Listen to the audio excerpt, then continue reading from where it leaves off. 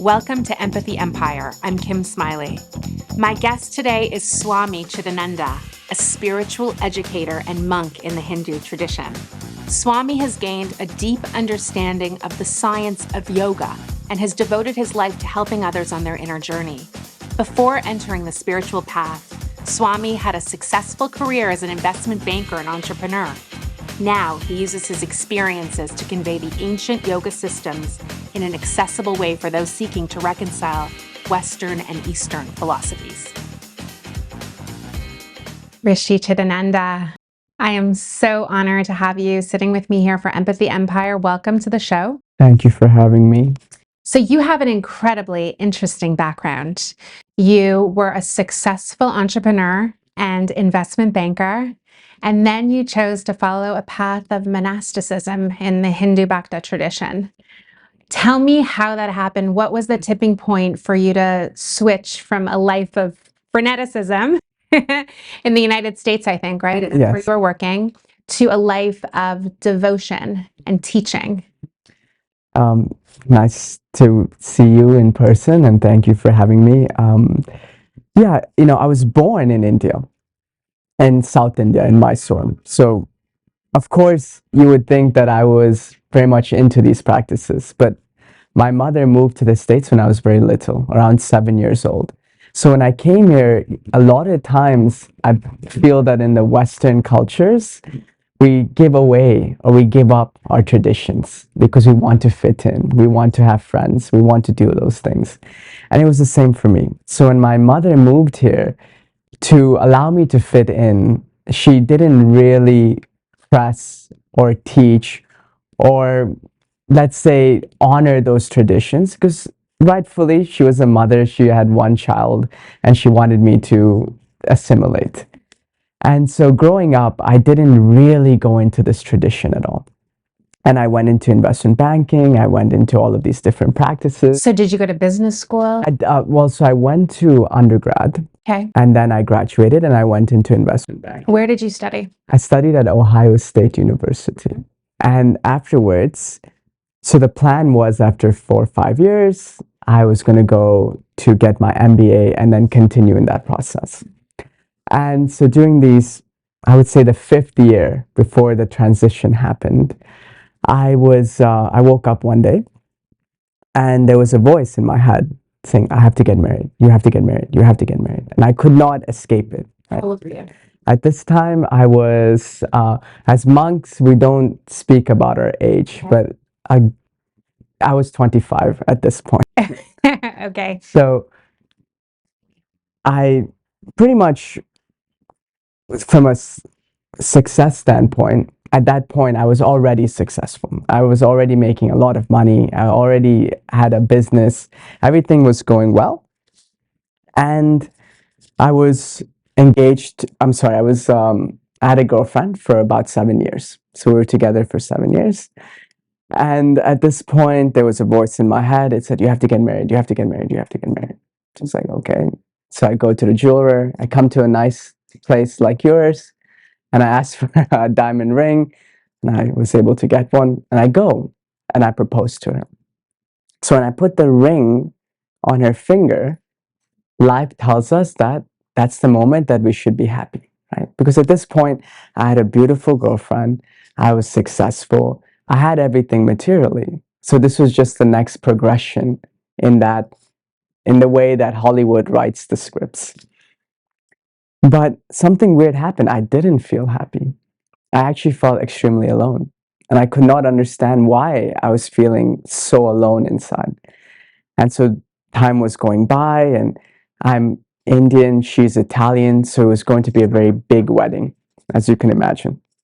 And 3 months into it, we go to have some tea, and we're talking, and she looks at me, and she's also was not spiritual. She's like, if you stay with me, we'll have a nice house, we'll have a big family, we'll have a big lawn and a minivan, but you will never be happy. And it was almost like she was possessed, right? It's like something spoke through her. You will never be happy. So in that moment, we decided to take a break. And so when we took that break, I did not have any spiritual practices. And I was wondering, what is happening? Why do I feel so alone? I see everything around me sort of crumbling, even though I've built this carefully constructed palace of my dreams, but everything is crumbling. And so, of course, like everybody else, I turned to the world. Right? I would drink every night, I would party every night. And that's how I tried to forget about this feeling that would not let me go. The emptiness. Emptiness. It's almost like there's a saying, you can win the rat race, but at the end of the day, you're still a rat, right? So that was the feeling. Like, I have everything that I want, but I feel like I'm still caught in this net and I can't get out of it. So, like everybody else in the world, 99% of us, we turn to the world to suppress or forget. And so I was drinking, partying, doing all those things every day. And at some point, my cousin from India came and he was seeing how I was living my life. And he said, you have to change or it will not be good for you. So I said, okay, what do I do? He said, read this book. And he gave, no, not the Bhagavad Gita. That book was too far for me, or too complex to understand. Right. He gave me a book called The Autobiography of a Yogi. It was a book about a spiritual master named Paramahamsa Yogananda who came to the United States and taught Kriya Yoga. And so I read the book and it was this big and it had so many things in it. And I finished it and I was like, this is nice, but this is crazy. Yogis living for thousands of years, guru-disciple relationship, enlightenment. Like, what is all this? Doesn't make any sense. But something changed inside of me. And what would happen is I would go out and I would still party, but I would not find any pleasure in it. It's like I'm drinking a shot of tequila, but I'm thinking, why am I doing this? But I do it anyway because of the social pressures. But I just think to myself, why am I doing this? And a lot of us have that moment where we're with our friends and we're drinking and partying, but then we ask ourselves, why? But for most of us, that why comes and goes very quickly. But for me, the why came up and it did not go away. It was just ever present. Why are you doing this? Why are you doing this? So eventually I was like, okay, I have to answer this call. My friends were like, oh, you've changed. You don't like to party anymore. You're different. What's happening? And when you turn away from the pleasures of the world makes you think you're crazy, right? The world thinks you're crazy. You think the world is crazy. So it works in that way. And so I decided, no, I have to just get away. So I quit my job. You just quit. I just quit. At the same time, I had also taken my GMATs, which is like a test that you go to get to business school. And I ended up scoring in the top like 1 percentile. So I knew that I was able to get into an Ivy League school, all of those things. And the test lasts for 5 years. So I had some leeway. So I just quit. What did your mom think? Oh, I'll get to that. So I quit and I was planning this trip where I was going to go and travel the world. India, Spain, Italy, Germany for a few weeks, come back, and then start the application process for my MBA. So I was at the bar with my friends and I told them, I'm going to leave. And they all started to laugh at me. I said, you're not going, you're not going to go. You don't like to travel. I said, yeah, I'm going. I'm going for at least a few weeks. And like, oh, we don't believe you. Okay. And so I said bye to them. And in the morning, I was about to get onto the airport and I go to my mother and I said, I'm leaving for a few weeks. I'll be back. And she looks at me and she starts to cry. I said, why are you crying? And she said, I have a feeling I will not see you for a very, very long time. I said, no, I'll be back in 2 weeks. She's like, no, I will not see you for a long time. And so she knew. Mothers know. Mother knows, always. And so that was... It's making me emotional because I have children, so it's making me emotional. A mother knows, yeah. So she knew. They have instincts. So even though she never pushed spirituality towards me, she is a deeply spiritual person. And so she knew. I didn't know. Mama was waiting for me. So I get on the plane and I was going to go to the Himalayan mountains first, and then Italy, Spain. And I wanted to go to the mountain range because more than spirituality, the mountains are just very beautiful, right? It's something very beautiful I wanted to see. So I land in a place called Haridwar in North India. And there's no alcohol, there's no meat, there's none of these things served there. And I'm experiencing huge withdrawal. Yeah, I was not feeling well, feeling very sick. And I crawled to the Ganga River that was running by where I was staying. And I just said, if there is something out there greater than myself, please answer me. Why do I feel so alone? Why do I feel so empty? So it's like a sincere call. And at this moment, there was a monk similar to me staying at the same place. And he was from South Africa.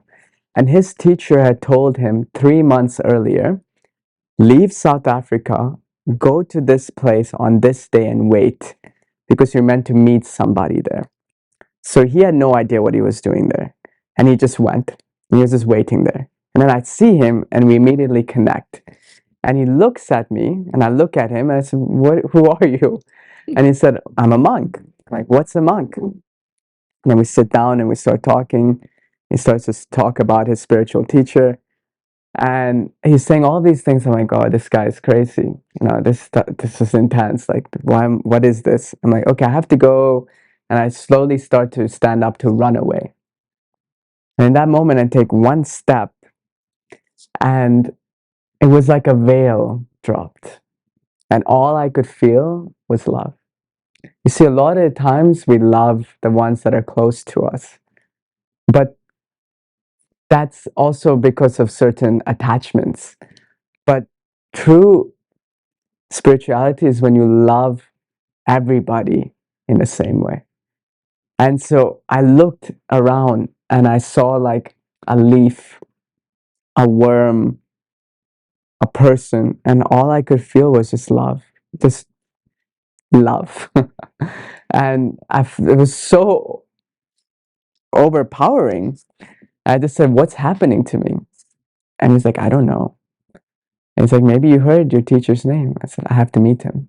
He said, well, he'll be here in 20 days for an event that happens every 144 years. So I found myself in this random place in India, not knowing in 20 days, all the great saints from around the world were coming to this place of this one event that happens, maybe if you're lucky, once in your life.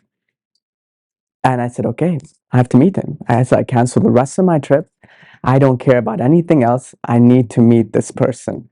So I canceled everything. And for the next 20 days, I just waited. And eventually he came and I went to meet him and he takes my hand and he looks at me and he says, what do you want with life? And I said, I want to be happy. And he smiled and he says, don't worry, you will be happy. And I spent some time with him. And then after about 2 weeks, I said, what do I do now? He said, come and stay with me in my ashram in Germany. I said, come for a few weeks. I said, okay. So I leave and I go to Germany. Did you tell your mom? Not at this point, no. She was, yeah, it was tough on her. I have to say, it was very tough on her. So I go to Germany and I'm there for 2 weeks, 3 weeks. And at that point, I say, oh, can I stay a bit longer? He said, yeah. So 1 month, 1 month turned into 3 months. After 3 months, I took initiation as a sannyasi. Usually you have to wait 2 years. And after 2 years, then the teacher will say, okay, you're ready. But somehow, it just sometimes in life, something happens and boom, you're in it. And so I just knew this was my life. So within 3 months, I asked, he said, okay. I got initiated. At this moment, my mom almost had a heart attack. And then 3 months turned into 1 year, 2 years, 3 years. Next thing I knew, I was there for almost 10 years. And I never went back to the United States. I never came back. I never saw my friends. I just spent 10 years with him.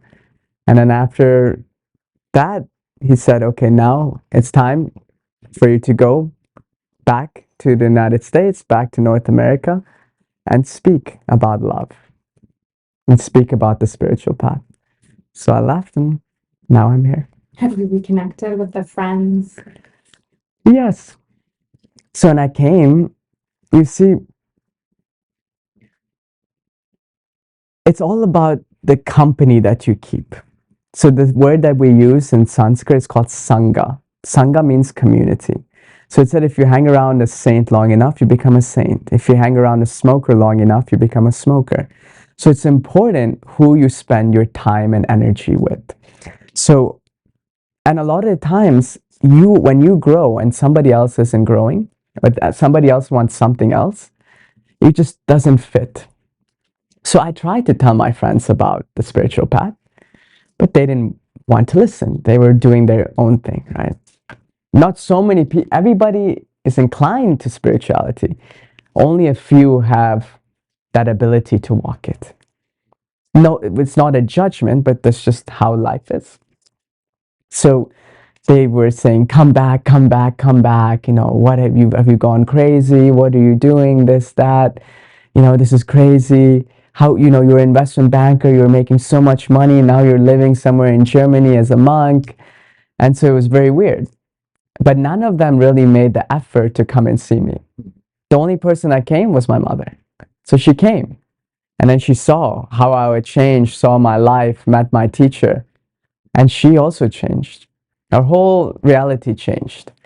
And so she accepted it and was supportive from that journey. She joined your Sangha. She joined the Sangha. Mm-hmm. She's actually going to be in Toronto in the next few days. Really? Yeah, she's going to meet her. Yeah, What's for sure. Her name is Madhu. Madhu, yes.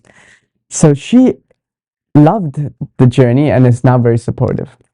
And my friends didn't come. No, it's okay. When I came back to America, I contacted them and said, okay, I'm back. If you want to see me, let us see each other. Like, yeah, come.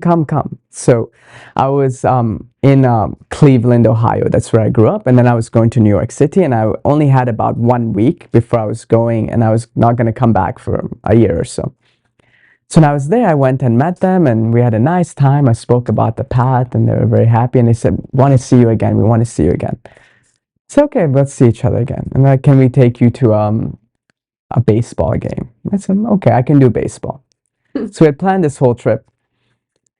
And right before the trip, they called me and said, oh, before we go to the game, we're going to go to the casino, have some beers, and then go to the game. I said, no, I'm not going to come. And I said, why? I said, well, because they said, oh, is it because you're a monk? I said, no, it's not because I'm a monk. It's just not something that I want to do. Right? So you have a choice. You can either spend time with me, or you can go to the casino and drink and go to the Indians game. And then they said, well, you know, I think we're going to go to the game. Hope to see you when you get back. Or go to a casino, drink, and hope to see you when you get back. So in this moment, you know, I realized that your true friends, your true family is the spiritual family, right? The ones that you are walking together. People come and go. They come into your life. They're there for certain reasons. And at certain times, you have to focus on the spiritual path. You have to focus on your path. And if they're going to support each other, then it's nice to go together. If not, then it's better to almost walk it yourself until you find a community that can support you. Because a lot of times, you know, in the world, we see that we can't spend 3 hours with our friends without reaching for a drink, without going to the party or going to a club. So is that really friendship? Where you cannot spend 3 hours without drinking alcohol to be with them? And a lot of times when we have friendships, we do it because they help us to forget the things that we have to look at, right? Suppression. Let's come together, let's drink, let's forget about life, and then start over the next day. So they facilitate stagnation. And you can go, if you're not careful, 30 years and realize, like, you know what? We actually have not helped each other to grow in any way, but have just helped each other to suppress. For me, true friendship is saying, hey, why don't you help me with this nonprofit? Why don't you come and do some service? Let's go hear a monk talk. Let's go to a yoga class. Let's go to a synagogue. Let's go hear a teaching. Right? That's supporting each other to grow. That's true friendship. So in this moment, I realized, okay, it was a good time that we had when we were younger. But if they're not wanting to go deeper, and I'm not going to digress, then we go our separate ways. And then there's many, many, many people that want to connect, that want to go deeper. And so that's how it is. Interesting. Really interesting. You are really bridging the gap between Western philosophies and Asian philosophies. And I think that makes you very, very different than a lot of other people that I've spoken with. I want to talk to you about your dharma, your duty, your purpose. And then I want you to sort of help others, because a lot of people are searching for their purpose. They can't find it, right? They can't find what their duty is, what their dharma is. So what would you say to those people? You searched for your dharma, for your purpose. You were taken on this incredible journey, pretty magical, actually, the story that you described, right? It sounds like it was destined to happen. But not everyone goes and travels and does those types of things, right? So what would you say in terms of bridging worlds to people who are searching for meaning and purpose and feel that emptiness that you felt? What would you say to guide them? Well, firstly, in the Vedic tradition that I come from, there is a saying, the truth is one, but the wise describe it in many ways. So there are many, many, many, many paths to the realization of our true self, of our higher self. And so this will go more into the philosophy, but we don't need to get into those spaces. But at the end of the day, all of us are trying to make the right types of decisions.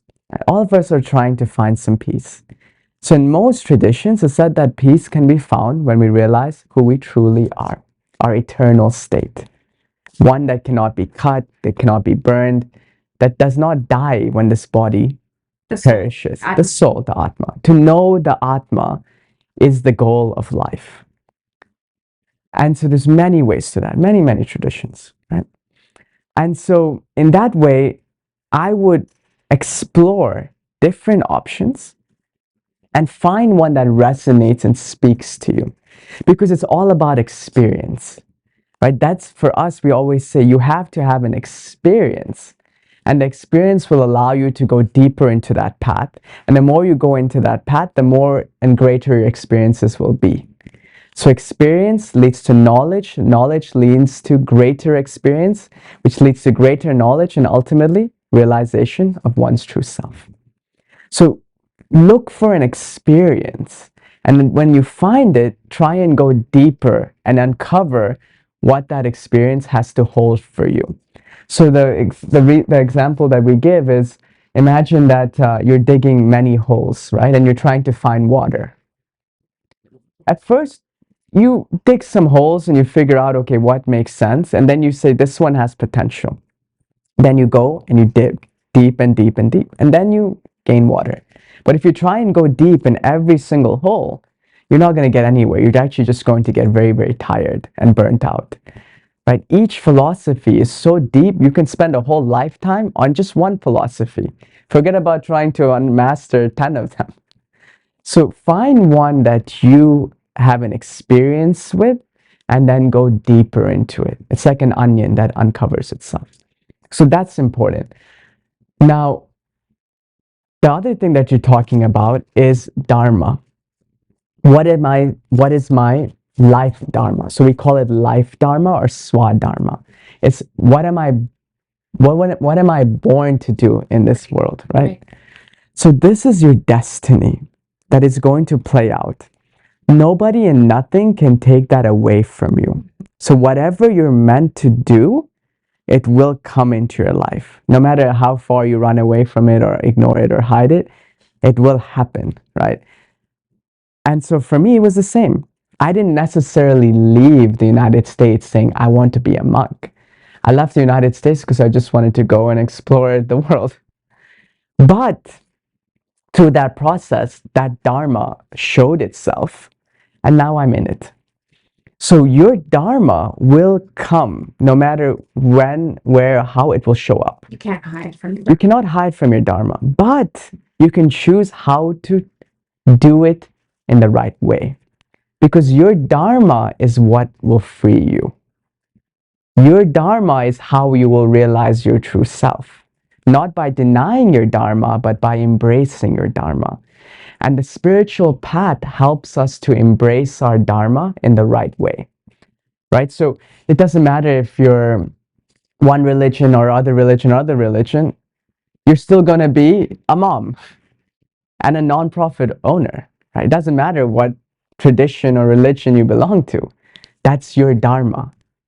But you can use one of those traditions to help you to do that dharma in the right way. Because your dharma is what will free you. And the practices is what will help you to do your dharma in the right way.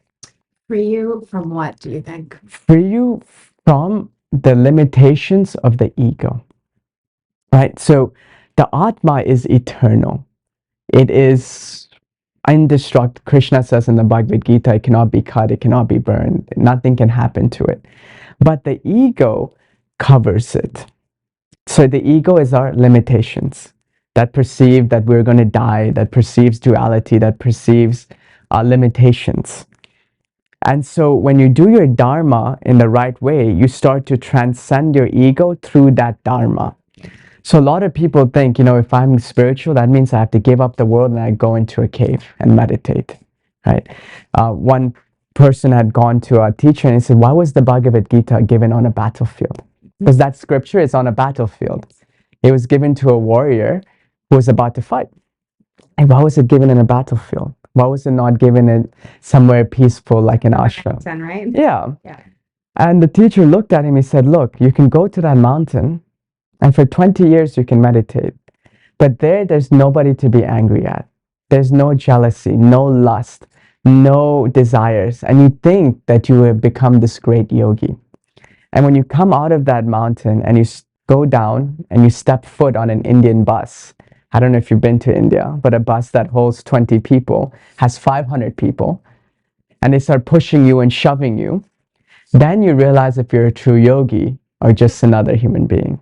So Krishna gave the Bhagavad Gita on a battlefield because the battlefield represents life. So through life, we overcome our attachments and expectations and the ego. Because you can give up the world, but if you're in a cave and you're thinking about pizza or a Lamborghini or somebody that you like, what have you really given up? Nothing. Because all of those things you're still being attached to inside of you. So just to be a monk does not mean that you have gotten spiritual.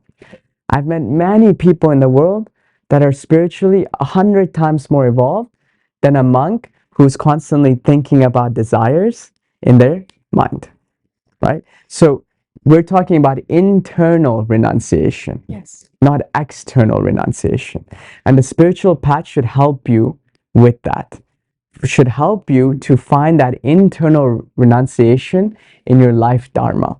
And through that, you realize your true self. I find that so interesting because I think when a lot of people think of monasticism in any Yes. kind of tradition, they think of renunciation. Yes. And the renunciation, I think, in terms of the way people perceive it, is only external. Yes. But you're right. You could be in robes. Yes. You can be begging for alms, Yes. whatever you're doing as a monk. Yes. But if internally you haven't renounced, then it's all That's it. It's all a show. right. It's all a You show. can chant and do this and that, but if you've not renounced internally, it means nothing. The reason why I am a monk, because that is my nature. My nature is what my destiny is, what made me do this. But am I going to sit here and tell you the only way to realize yourself is to be a monk? No, of course not. I'm going to sit here and tell you the only way to realize yourself is to internally renounce from your attachments and your expectations. And that can be done through the guidance of a spiritual teacher, through scripture, through meditation practices, through a specific path. Yes. But it's ultimately all about internal renunciation. That's what will free you. Because when I give talks, people, they come and they say, then they think like, oh, I always notice when somebody is with a couple, the more and more I talk, the closer and closer they get to each other, right? And the more and more they start holding each other because they feel like I'm talking about breaking up. That's not true. I'm talking about how you can have an even more meaningful relationship with your significant other or with your friend. Because I was also engaged. I also had a girlfriend. And during sometimes I'd be like, oh, who is she texting? What is she doing? Who is she talking to? Why is she going with her friends? Why am I jealous over this? And she would do the same thing to me. So our relationship, even though we might have had a connection, there was also all of these insecurities that were constantly at play. And so therefore we can't really have a meaningful relationship. But the more and more you internally renounce, the more and more you don't let your mind get caught up in these things. And the more and more you're present. And you say to yourself, okay, if they are going to cheat on me, if this is going to happen, it is the will of the divine. All I can do is try my best. And then you could have a beautiful relationship. Because relationships are not meant to make you whole. Nobody's going to make you whole. The only thing that is going to make us whole is when we realize our true self. Everybody can help us to find that wholeness within ourselves. But if somebody says, oh, this person is going to make me whole, you've already set yourself up for failure. Because that person is also limited.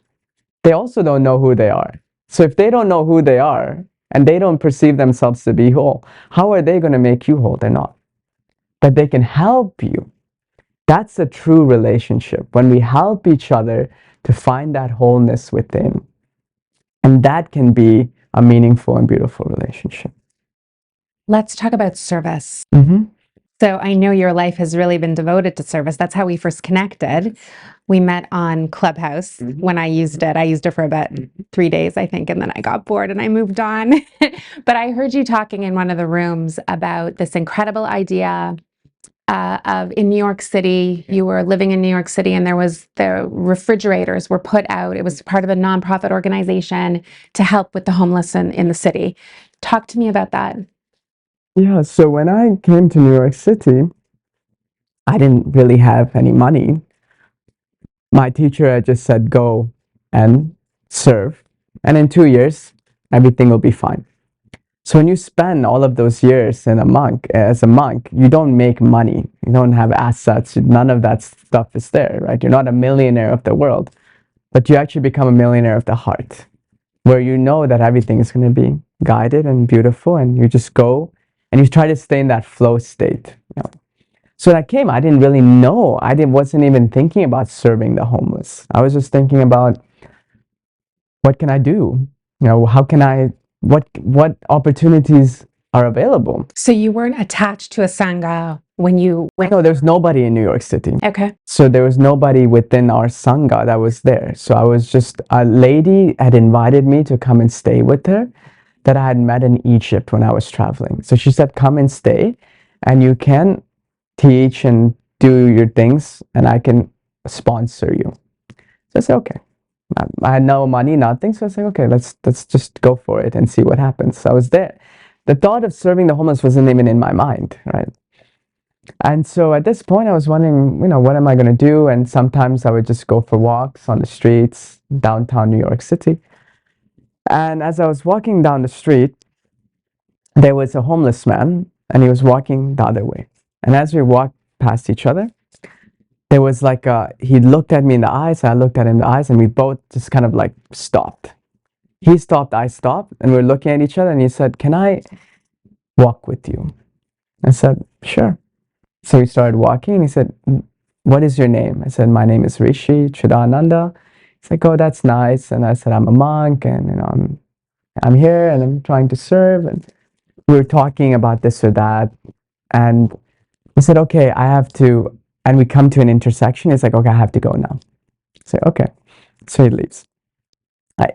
And so this time, there is a celebration in the Vedic tradition called Navaratri, where we celebrate 9 nights of the Divine Mother.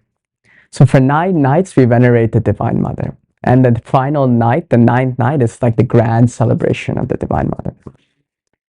And the Divine Mother is a huge part of our tradition. She helps us, supports us, gives us the strength to walk the path. Because it's very difficult, as you can tell, to really be focused in the world. So by connecting to the Divine Mother, she helps us, gives us the strength. So this was on the 8th day of the celebrations. And so we come to an intersection and he goes the other way and I go my way. Then, as you can imagine, New York City, right? Millions and millions and millions of people. You never see the same person twice. The very next day, the final day of celebration, I'm at an underground subway station far, far away from where I met this particular person. And I'm sitting there waiting for the train, and all of a sudden I hear, "Hello, Rishi." And I look, and it's the same man. And I was shocked. I was like, "What are you doing here? Like, how did you find me?" You know, like, I was like, "How did this happen?" And he smiles and he looks at me and he points. This is a red line. The red line represents the Divine Mother. And he points and he said, "The Divine Mother connected us again." And I never explained to him what any of this stuff means. I didn't explain to him that this represents the Divine Mother. But he pointed and said, "The Divine Mother connected us again." I was like, "Okay." And he's like, "Can I ride with you?" Okay, so we go into the subway station and we're riding. And he looks at me and he's like, "Can I give you some food?" Keep in mind, he's homeless, right? He only has a bag and a loaf of bread. He's like, "Can I give you some food?" And I was like, "I can't take your food. You know, you need that food. I have some grace. Like, I have some food. I don't need the food." I said, no, please eat it." And I said, what do you think I should do here?" And he said, "You should live in truth." I said, "Okay." Imagine middle of COVID, right? Then the train comes to a stop and he comes and he gives me a big hug and he says, "May the Divine Mother and all of her children bless you." And he gives me a hug and he walks out and I never saw him again. But that moment it changed my perspective on how I was viewing things. And I started to do a lot more service to the people in need. What do you think that was? What was behind that? Was that Krishna? I don't know. I don't know who that was. I never saw them again. It was, who knows? How can we tell? It was divine grace that helped to give some focus as to what I needed to do. So then at that moment, I started to help, just start to give food here, give food there. And there was another moment where we would go, and so the thing is, whatever you do in life, you have to be clear. The moment you're clear, opportunities and things open up. But if you're not clear and you're jumping from left to right, then nothing can get done. It's hard to be clear in this society. There's tons of noise. It's very chaotic. Exactly. We're on social media and there's tons of images being thrown at us and messages. So to get that clarity is hard in a worldly life. It's very difficult. That's why we always say you got to do your spiritual practices. You have to do your meditation. You have to do the practices because that is what will give you clarity for the next 23 hours of your day. People think just by watching something on YouTube or just by going to a retreat, that's enough. No, that is a spark. It's like a lighter that sparks. But if you don't add fuel, the fire is going to die. We have to add the fuel. Sparks can come through grace, but the fuel has to be added by us. If not, it will easily die away. So those 10 years that I was with my teacher, that was all of the work that I did was to allow me to be clear, to be in the presence of an enlightened master for 10 years was to help me to find that clarity.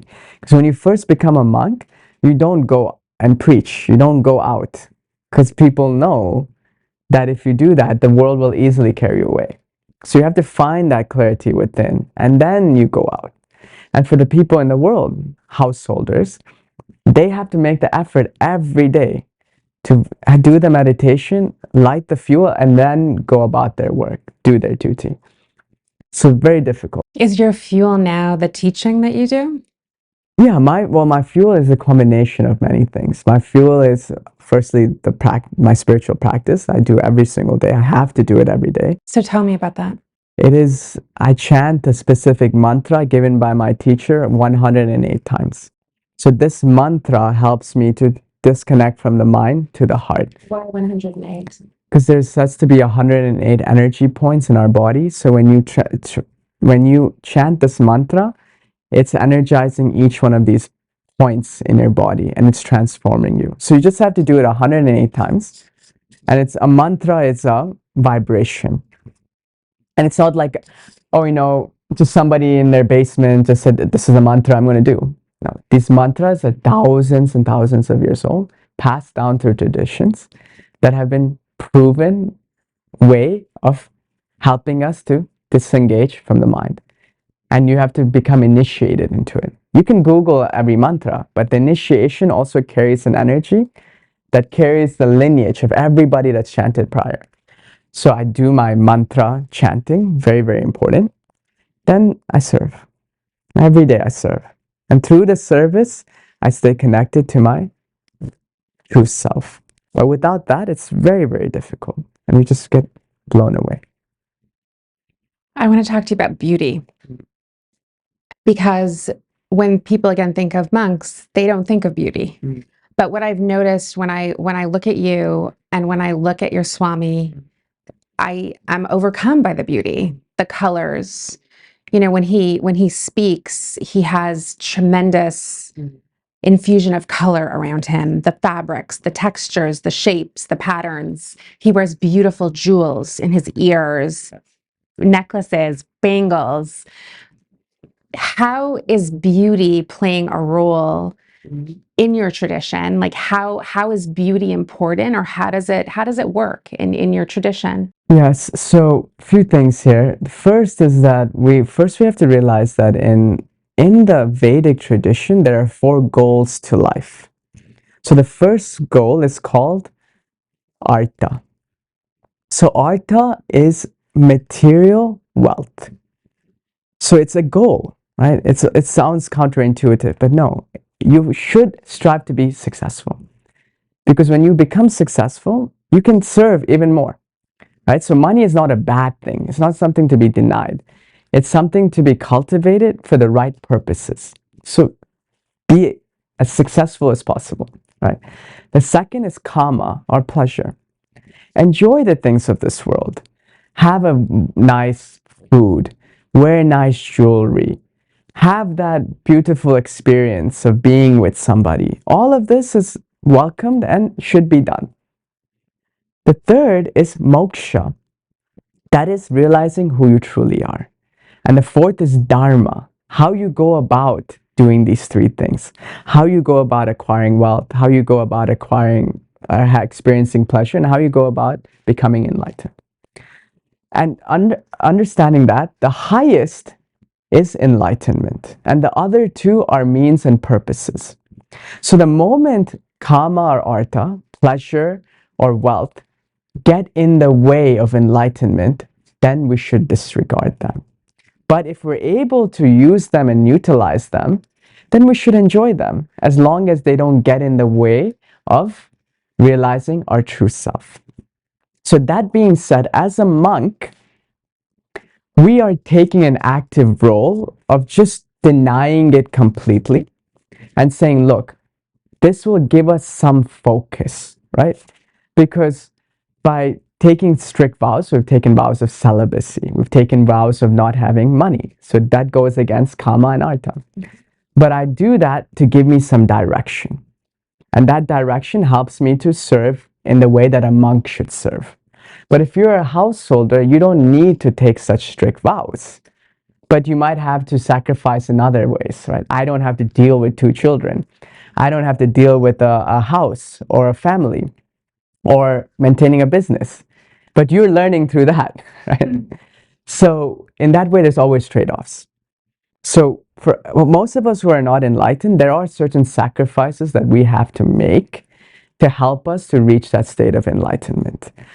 Once you reach that state of enlightenment, these things don't have an effect on you anymore, right? You can be a beggar on the street or a king, and it does not matter for you because you understand everything is God's will. So now that we understand that, when you've reached enlightenment, these vows and these sacrifices are not necessary because they're only there to serve the purpose of reaching a goal. They're not the goal itself. Right? When you reach that goal, you're free. You can do whatever you want because you know inside of you you're not attached to anything. Right? But for me, there is still an attachment to certain things, and therefore I choose not to engage in it till I've overcome it, and then it's not going to have an effect on me.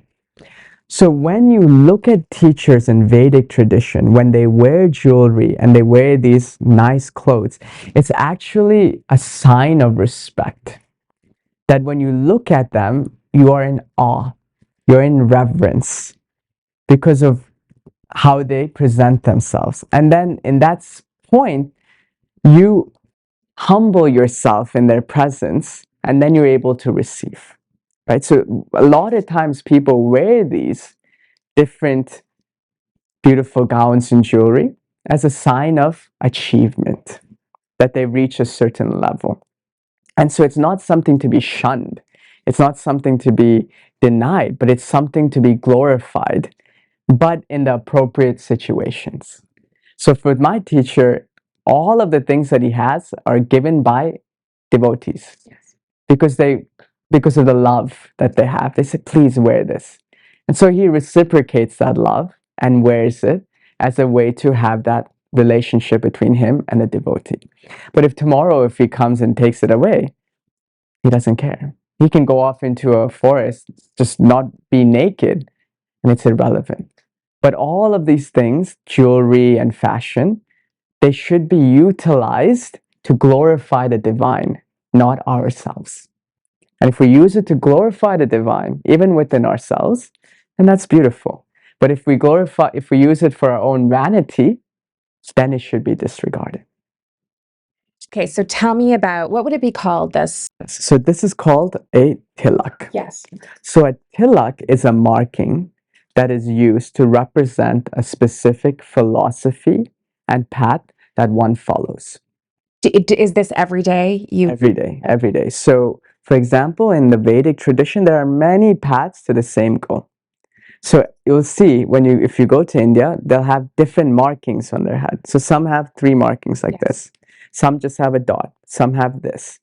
So depending on the marking, it is conducive to the specific path that you are following. Okay. So when you had introduced me, you had said he comes from a bhakti path, right? So bhakti is love, devotion towards the divine.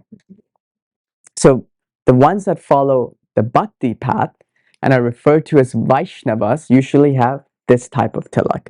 So this tilak, the 2 lines, this represents the feet of the divine, which is translated to the feet of the people.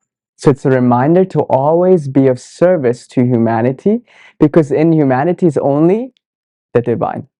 You are divine. I am divine. Everybody watching is divine. So serve the divine in the people. That's what these 2 lines represent.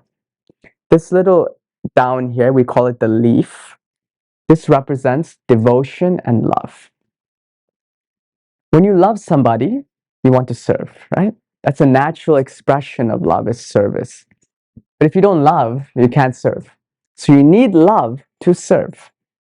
So the dot represents the teacher.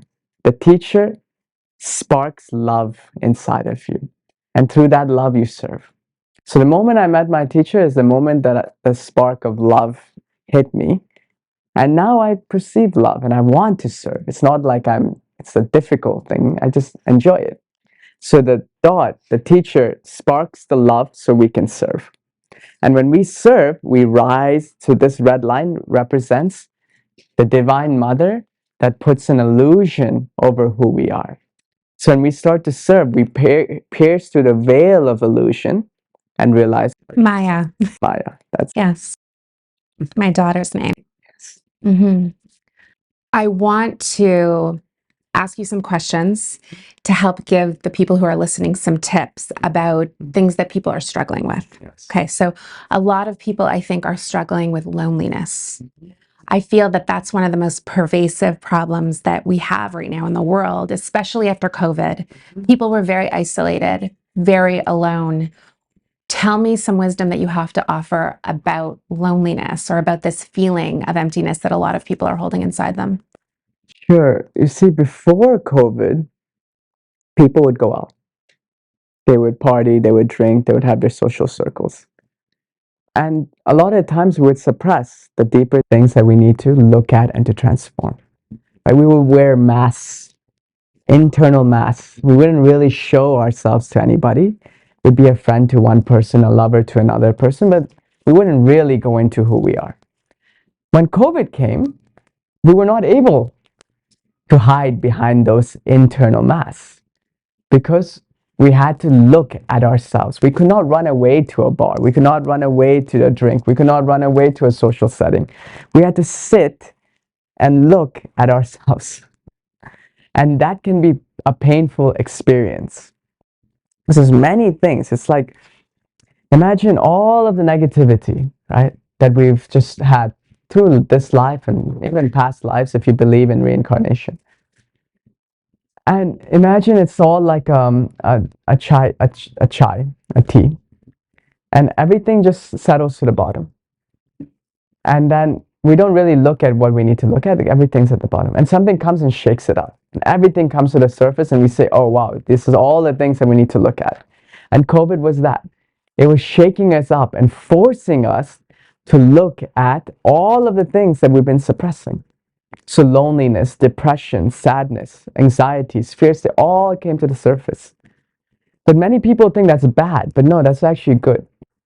So it says there's only two ways to grow spiritually, grace or suffering. And if you don't take advantage of grace, suffering comes to help you to see things differently. So suffering is also a form of grace that we don't necessarily understand or appreciate or perceive in that moment. So suffering comes, right? And in that moment, everybody had a choice. What do I do when I'm confronted with these things? And a lot of people changed. They started listening to spiritual discourses. They started to take online yoga classes. They started to quit drinking, or they started to make changes in their life. And coming out of COVID, I've spoken to so many people who've transformed. And then there are those that sat in that negativity and did not find a way to get out of it. And now that COVID is finished, reality comes back and everything becomes suppressed again. Nothing's really changed. Everything is still there, but now the world gives us options to forget about it for a moment in time. So I would say loneliness, feelings of sadness, anxiety, depression, don't see that as something negative. See that as actually a positive thing in the sense that it helps us to see that we should try and transform and change. And have the strength then to make those changes by exploring communities that you feel can help you. So it comes back once again to Sangha. Look for communities that can help you. If you are truly lonely, if you're truly sad, I promise you, there will always be one or another community that you can connect to, that you can be a part of. But somebody told me once, I've been looking for a community, and I can't find any community that can help me, that can give me what I want. And I said to them, well, have you tried to help that community? Have you tried to help them with something? Because if you approach and say, what can this community and Sangha do for me?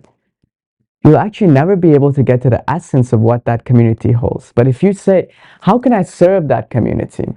Can I bring some food to the next event? Can I bring some flowers? Can I stay later and clean? Can I do some dishes? Can I help support in certain ways? Then in that space, you will see the true life of that community. And then you can make a decision if you want to stay or not. But if you don't take the mentality of how can I serve the community, you'll never know if that community is right for you. So find communities, try and serve within that community, and I promise you will find one or another, online or physical, that you will connect to, and they will give you strength to walk the path. I think that's a perfect place to end. Thank you so much for being on our show. It was beautiful to meet you. You too. Thank you so much. Thank you.